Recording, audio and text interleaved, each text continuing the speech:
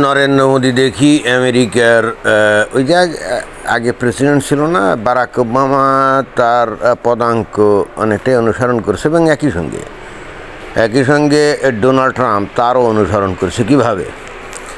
এই যে এই এখন ঝাড়গ্রাম, সেখানে কি ওই ইলেকশন হবে নাকি কে জানে।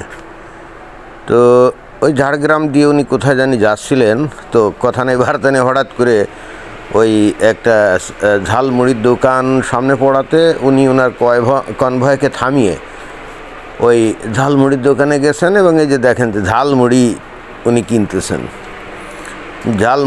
কিনতেছেন এবং ওই যে টাকাও দিলেন, তাই না? তো টাকা দিয়ে ঝালমুড়ি উনি নিয়ে খাবেন, সেই ভিডিও কিন্তু এখানে দেখা যাচ্ছে।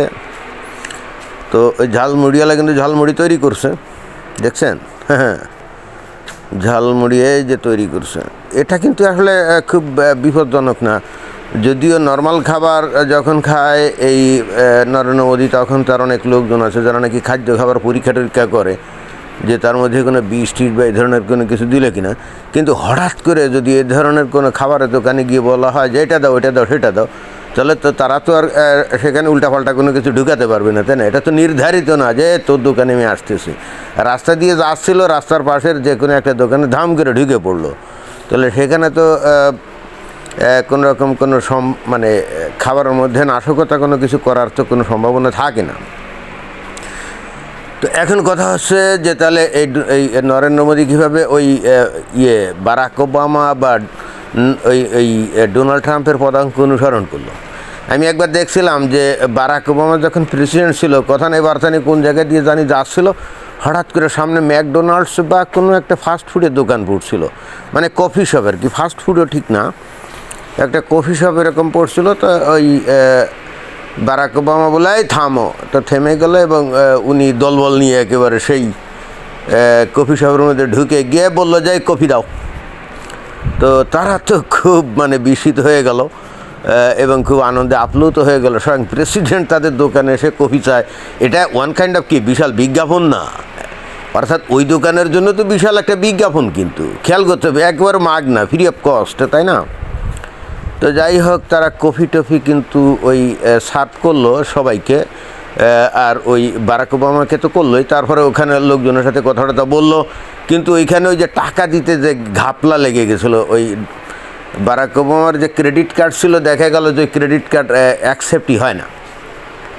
তাহলে প্রেসিডেন্ট থাকাকালীন অবশ্যই যে ক্রেডিট কার্ড যেগুলো থাকে ওগুলো অনেক সময় নবায়ন টবায়ন করতে হয়। তো প্রেসিডেন্ট থাকাকালে তো আর গাইটের পয়সা দিয়ে কোনো জায়গায় কোনো কিছু কিনতে হয় না, ফলে ওইগুলো অ্যাক্টিভ রাখারও কোনো দরকার পড়ে না। যাই হোক, পরে তার কোনো কর্মচারী দেখলাম যে দাম দিয়ে দিয়েছিল, আমার এখনও মনে আছে বিষয়টা।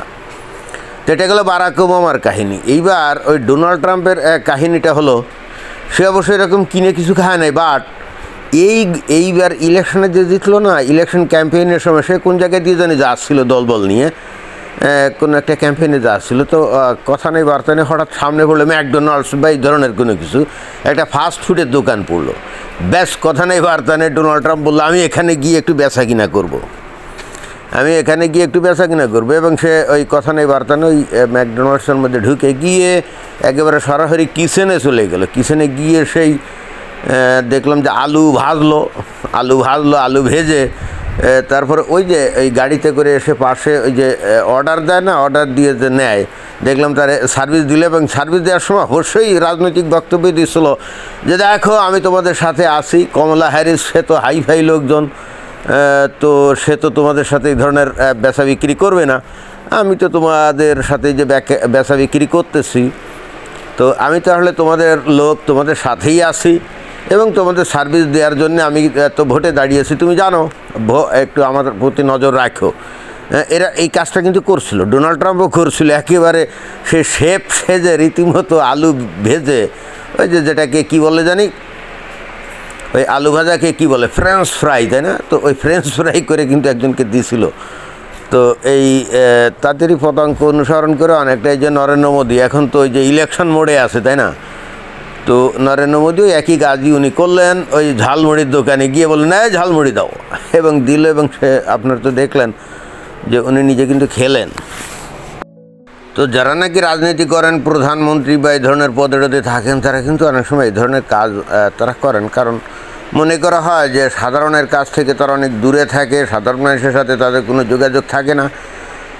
কিন্তু যারা নাকি প্রকৃতপক্ষে জনদরদি নেতা, তারা কিন্তু বিষয়টা বোঝে বলেই তারা কিন্তু এই ধরনের হঠাৎ করে সুযোগ পাইলেই কিন্তু এই ধরনের কর্মকাণ্ড করে। এগুলো তাদেরকে জনগণের আরও কাছে নিয়ে যায়, জনগণের কাছে তাদের গ্রহণযোগ্যতা আরও বাড়ায়, তাদের জনপ্রিয়তা কিন্তু আরও বাড়ায়। বস্তুত এটাই, এবং তাদেরও লক্ষ্য সেটাই, অন্য কোনো কারণ না। এখানে এই যে ঝালমুড়ি খাওয়া, উনি কি বেসিক্যালি ঝালমুড়ি খাওয়ার জন্য ওখানে নামছেন নাকি? মোটেও না। এটা বেসিক্যালি ওই জায়গার সাধারণ মানুষদেরকে এই মেসেজ দেওয়া যে দেখো, আমি যতই এই দেশের প্রধানমন্ত্রী হই না কেন, আমি তোমাদেরই লোক, তোমাদের সাথেরই লোক, এবং আমি তোমাদের পাশেই আছি। কিন্তু এখন প্রধানমন্ত্রী হয়ে গেছি বলে যখন তখন অবশ্য এরকম ঝালমুড়ির দোকানে এসে ঝালমুড়ি কিনে খাওয়ার সুযোগ হয় না, সেটা সম্ভবও না, রাষ্ট্রীয় প্রোটোকল আছে। বাট আমি কিন্তু সুযোগ পাইলেই আমি তোমাদের কাছেই আসি, এবং তোমাদের কাছে এসেই আমি স্বাচ্ছন্দ্য বোধ করি। এইটা কিন্তু জনগণ খুব ভালো খায়। কিন্তু বুঝতে হবে, সাধারণ মানুষও কিন্তু ওটাই চায় যে কেউই ক্ষমতার উচ্চ পর্যায়ে যাক না কেন, সে যদি মাঝে মাঝে এরকম সাধারণ পাবলিকের কাতারে নেমে এসে সাধারণ পাবলিকের সাথে মেলামেশা করে, তাতে তার জনপ্রিয়তা আরও বাড়ে, এবং সাধারণ মানুষ তখন মনে করে তো আমাদেরই লোক।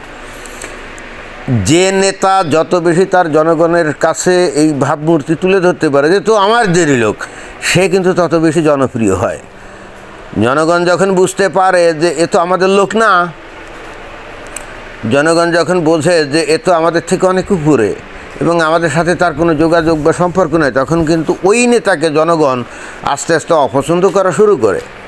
এবং এই প্রসঙ্গে শেখ হাসিনার কথা বলতেই হবে। শেখ হাসিনার অবস্থা কিন্তু এরকমই হয়েছিল, লাস্টের দিকে এসে তার অবস্থা কিন্তু এরকমই হয়েছিল। উনি জনগণ থেকে কমপ্লিটলি বিচ্ছিন্ন ছিলেন। উনি কোনোভাবে, কোনো কায়দায়, কোনো কিছুতেই উনি সাধারণ জনগণের সাথে উনি এসে এরকম কারবার উনি করতেন না। এতে ওনার জীবন মোটেও আশঙ্কার মধ্যে থাকতো না, কিন্তু ওইটা উনি করতেন না। উনি নিজেকে মনে হয় যে একটা পর্যায়ে ভাবতেন যে উনি সাধারণ মানুষের থেকে অনেক ঊর্ধ্বে, এত ঊর্ধ্বে যে উনি আকাশের একেবারে তারা হয়ে গেছেন, আর বাংলাদেশের মানুষও বামুন হয়ে গেছে, তাকে অত ধরা ছোঁয়া যাবে না। কিন্তু যাদের দ্বারা উনি আবৃত বা বেষ্টিত থাকতেন তারা ছিল আউল ফাউল লোকজন।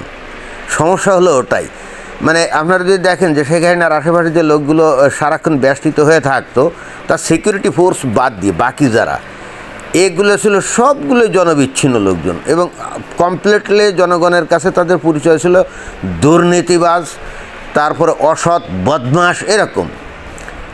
এবং এটাই কিন্তু বিস্ময়ের ব্যাপার যে সেখানে দীর্ঘদিনের এক পোড় খাওয়া রাজনৈতিক নেতা, তাই না? তার তো অন্তত বোঝা উচিত ছিল যেন অসৎ বদমাশ মানুষগুলা তার চারপাশে ভিড় করে তাকে আঁকড়ে ধরে রাখছে, আর উনি সেটা টের পাচ্ছেন না।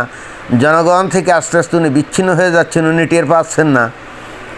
তো এটা কিন্তু তার রাজনৈতিক জীবনের বিশাল ব্যর্থতা, এটা কিন্তু বলতেই হবে। তো যাই হোক, এটাই ছিল বক্তব্য। আর এই এখন এই যে দেখছেন ঝালমুড়ি খাচ্ছে, দেখছেন, এবং এতে করে তার কিন্তু জনপ্রিয়তা বাড়লো। সাধারণ পাবলিক মনে করলো যে হ্যাঁ, নরেন্দ্র মোদী তো আমাদেরই লোক। এই ভাবমূর্তিটা তুলে ধরা, এটা যে একজন রাজনীতিবিদের জন্য কতটা গুরুত্বপূর্ণ, যারা নাকি আসলে শেয়ানা লোক, যারা বুদ্ধিমান, তারা কিন্তু খুব ভালো করে জানে উনি কি আসলেই ঝালমুড়ি খাওয়ার জন্য ওখানে নামছেন নাকি? মোটেও না। এটা ওয়ান কাইন্ড অফ কি, মানে প্রচারণা, one kind of propaganda, one kind of নির্বাচনী প্রচারণা, এবং জনগণের কাছে মেসেজ দেওয়া যে আমি তোমাদেরই লোক। ব্যাস, এইটাই, আর কিচ্ছু না। ধন্যবাদ।